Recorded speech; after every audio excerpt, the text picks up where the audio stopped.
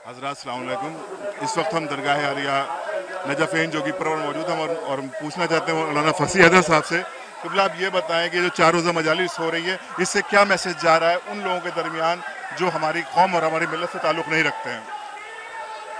सबसे पहले तो मैं आपकी खिदमत आलिया में ये अर्ज़ कर दूं कि मजलिस जो उर्दू जानने वाले हैं उनके यहाँ मजलिस कहा जाता है एक जगह जमा होने को, और जो हमारे गैर मुस्लिम भाई हैं हिंदी भाषा में उनको बहुत आसानी से बता दूं कि जब उनको कथा करनी होती है, रामायण करनी होती है, तो एक पवित्र स्थान पर एकत्र होकर जो है अपने बालक बालिका स्त्री और पुरुष को उनके जो गुरुजन होते हैं वो उनको दर्स पढ़ाते हैं, सबक देते हैं।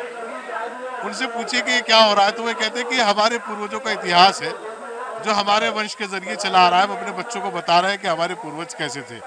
सबसे पहली बात तो यह है कि पूरी दुनिया को ये मजलिस ये मैसेज दे रही है कि हमारे पूर्वज जो है वो उनका इतिहास कैसा था। सबसे बड़ी तारीख है हज़रत अली अलैहिस्सलाम, चूँकि ये नजफ़ हिंद दरगाह के नाम से जगह है, और हज़रत अली अलैहिस्सलाम को विद्वान होने में किसी ने इनकार नहीं किया।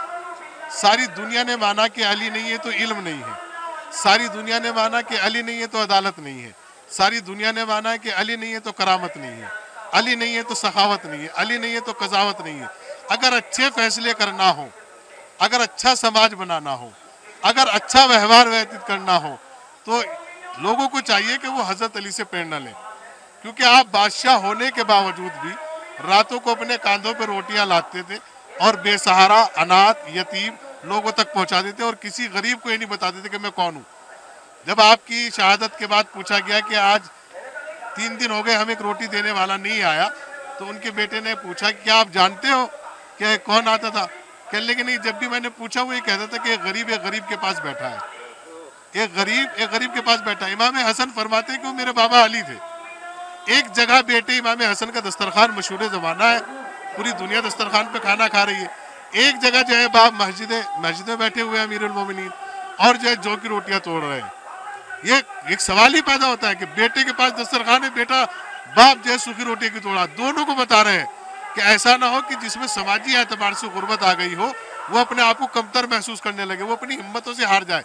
नहीं, बादशाह हो के मैं दुनिया को बता रहा हूँ कि गरीब भी कोई चीज़ होती है, लेकिन मुझे 2 चीज़ों से बड़ी चिढ़ है।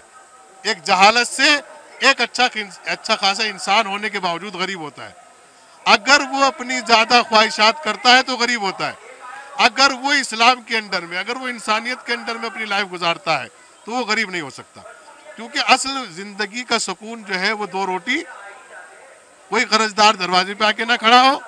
किसी ने हजरत अली से कहा मौला मैं गरीब हूँ, मौला मुस्कुरा के फरमाते वाकई गरीब हूँ? कहने लगा मैं गरीब हूँ। मौला फरमाते वाकई गरीब हूँ? कहने लगा मौला मैं गरीब हूँ। मौला अमीरुल मोमिनीन सल्लल्लाहु इरशाद फरमाते अगर आप गरीब हैं तो मुझे एक हाथ बताओ कितने का दोगे? कहा मौला इसकी तो कोई कीमत ही नहीं है।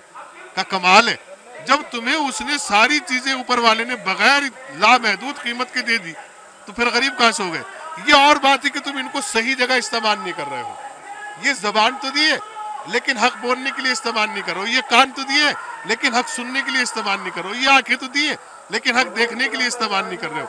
आज पूरी दुनिया के लिए आज हजरत अली अलैहिस्सलाम के वंश का एक बेटा, जिसको पूरी दुनिया सैयद अली खामनेई रहबर मुअज़्ज़म के नाम से जानती है, जिसको पूरी दुनिया सैयद हसन नसरुल्लाह के नाम से जानती है, जिसको पूरी दुनिया सैयद अली सिस्तानी फज़लुल्लाह के नाम से जानती है, जहां ये लोग बैठे हुए हैं आज सुपर पावर मुल्क ये कह रहा है कि जरूर कुछ ना कुछ है। कहा इमाम खुमैनी की तस्बीह का दाना, कहा सुपर पावर का जहाज, लेकिन सच्चाई की जीत है।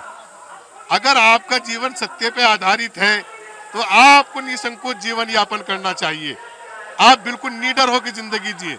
लेकिन अगर आपके जीवन में कहीं कहीं सत्य नहीं है, सच्चाई नहीं है, तो फिर आप खुद ही डरते रहते हैं। झूठ बोलने वाला खुद को मुतमईन नहीं कर पाता। हजरत अली अलैहिस्सलाम ने उन्हीं सब चीज़ों को ख़त्म किया, बुराइयों को ख़त्म किया, उनके बेटों ने बलिदान दिया। और हम ये मजलिसें करके बताते हैं कि जिनको हम मानते हैं और जिनका हम वंश है, जिनकी हम नस्ल है, जिनका हम ख़ानदान है, जिनकी हम ज़ुर्रियत है, न वो शराब पीते थे, न वो जुआ खेलते थे, न वो सट्टा लगाते थे, न वो दूसरे की बेटियों पे निगाह गलत रखते थे।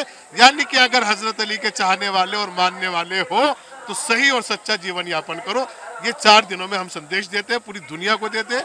और नजफ अशरफ इराक से लेकर पूरी दुनिया में हर जगह हम ये संदेश देते हैं कि हम हज़रत अली के चाहने वाले हैं, औलाद हैं, मानने वाले। उनका प्रचार और प्रसार करना हमारी जिम्मेदारी है।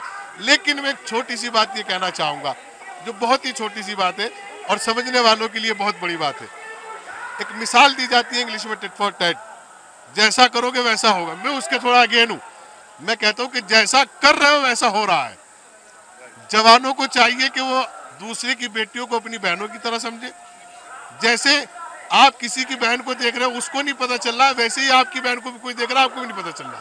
समाज को अच्छा करने के लिए दो लोगों का हाथ मत पकड़ो, समाज को अच्छा करने के लिए खुद अच्छे हो जाओ।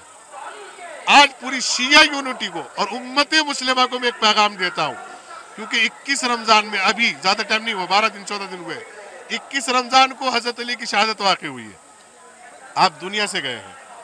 उससे पहले क्या है कि हर एक खतीब, हर एक वाइज ये पढ़ता हुआ आ रहा है कि जब हजरत अली मस्जिद में नमाज पढ़ने के लिए गए तो अब्दुर्रहमान इब्न मुलजिम बैठा हुआ था, उसको लेटा हुआ था, उसको मौला ने उठा के कहा कि उठ जा, नमाज का वक्त हो गया।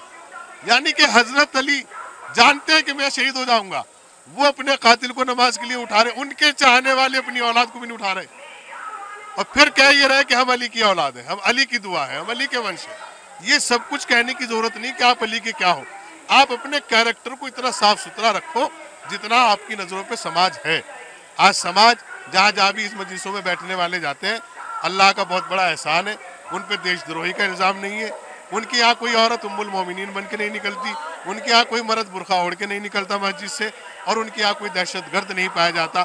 इस बात में हमें फ़ख्र है कि हमने जो दामन संभाला है वो दामाद रसूल, जानशीन रसूल, शोहर बतूल, बीवी पाक फातिमा ज़हरा, बाबा हसनैन, मौलाए कुल, उम्मत मुस्लिमा के चौथे खलीफा, गुरुल मुहज्जलीन, यासुबुद्दीन, इमामुल मुत्तकीन, और ये कहा जाए कि फ़ख्र तंदुरुस्त की हर एक की मुसीबत को आसान करने वाला मुश्किल कुशा हज़रत अली अलैहिस्सलाम का दामन संभाला है।